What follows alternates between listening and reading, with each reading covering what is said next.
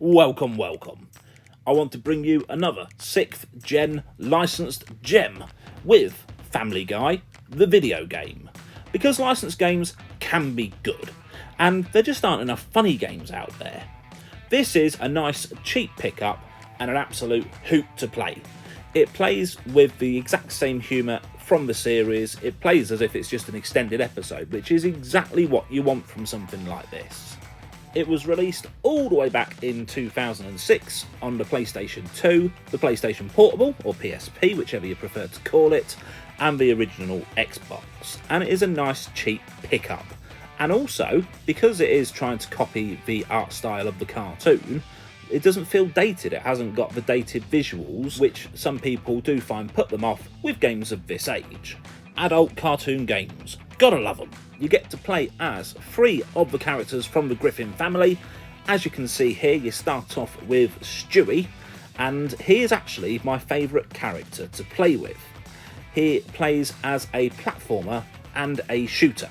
Obviously, he's got the Stewie-fied weapons, so you've got the upgradable laser gun, you've got a grappling hook, and you've also got a mind control device. As with the television show, you have got 3 separate stories for each of the characters you play as, and they do intermingle and cross over a little bit as well. I've got to say, this is very well written. Whilst researching this video, I did try to find out if it was the original writers of the show, but I couldn't actually confirm it one way or another. What I did find out though is it is majority the original voice cast from the show. Here we are with Stewie, and we are confronting his old enemy, Bertram. It's beginning at the Griffin house, but as with the other 2 stories, we do travel all across Quahog and meet some familiar characters as well. The Stewie missions are my personal favourites. If you've played this before, let me know which yours are. I like the fact that you've got the platforming and the shooting involved. To be honest with you, I just like Stewie as a character. He probably is my favourite on the TV show, which helps. As you can see here, you do get a bit of varieties in the style of combat and platforming that you do. This is a level where you're inside Peter Griffin, where you've shrunk down very, very small. Don't ask me why, I don't want to spoil the plot. It's just a great fun time to be had. But that's not to say that the other 2 aren't fun as well. So let's skip ahead and look what you do when you're in control of Brian. We get the traditional cutscenes at the start and end of a level to help progress the story's plot. And with Brian, he's in trouble because yet again he's been accused of impregnating Carter Pewtersmith's prized dog, Seabreeze. And this time he's brought the cops. He needs to prove his innocence, but first of all, of course, he needs to get out of Clink. So Brian plays as a stealth character. I will say, Splinter Cell, this is most definitely not.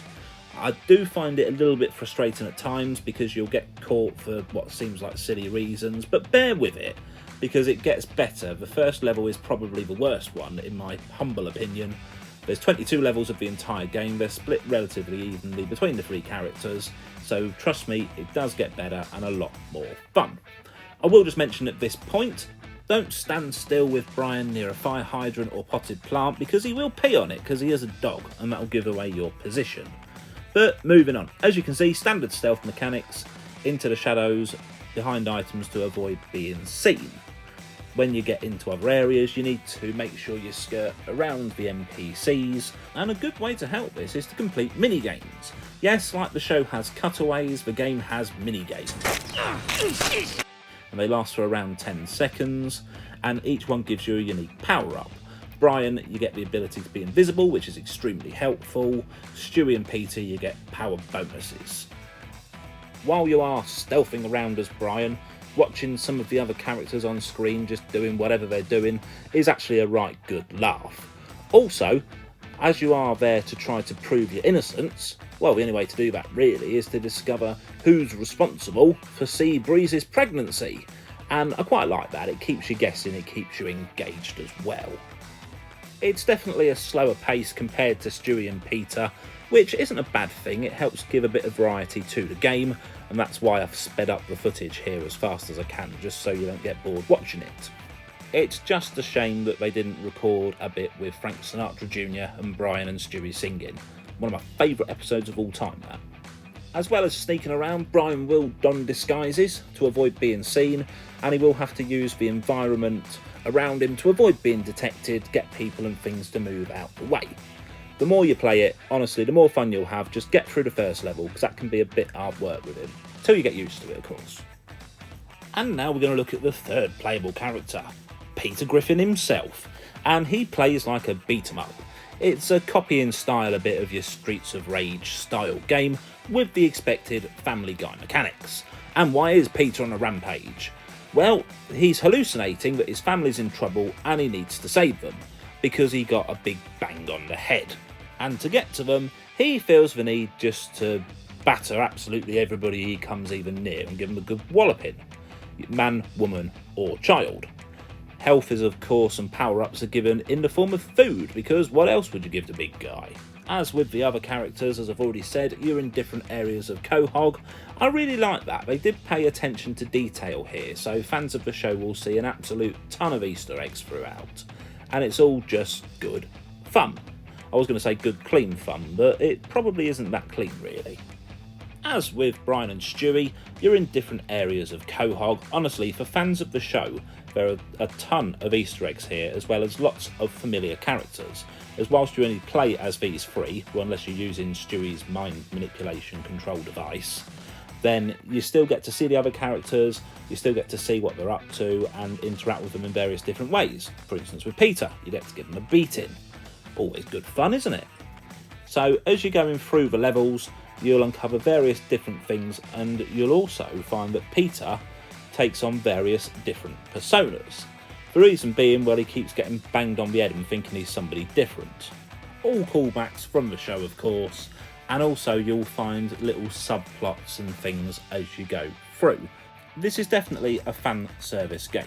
Now, it isn't the best beat 'em up in the world when you play as Peter. It isn't the best stealth game when you play as Brian. And it really isn't the best shooter and platformer as you play as Stewie, although that's still my favourite part. By combining all three though into one game, you have got something that's absolutely great fun. And it really is there for the fans, or as I said at the very beginning, anybody who's looking for just a funny game, because there really aren't enough funny, comical games out there. I really wish there was more. And this game was released roughly a year before the Simpsons game, which actually plays in a slightly similar way. Homer does the beat-em-up style of things, Bart's more platforming, you get the gist. The amount of times I've heard it said by Family Guy itself, in fairness, that they copied a lot from the Simpsons, maybe this is an occasion where the Simpsons copied them. We'll never really know, just fun to guess I suppose.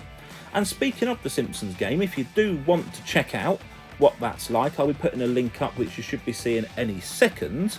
And if you want to know what the other Family Guy game released in 2012's like, well, that's coming out next week, so make sure you subscribe so you don't miss it. Until next time, I'll see you soon. Ta-da for now.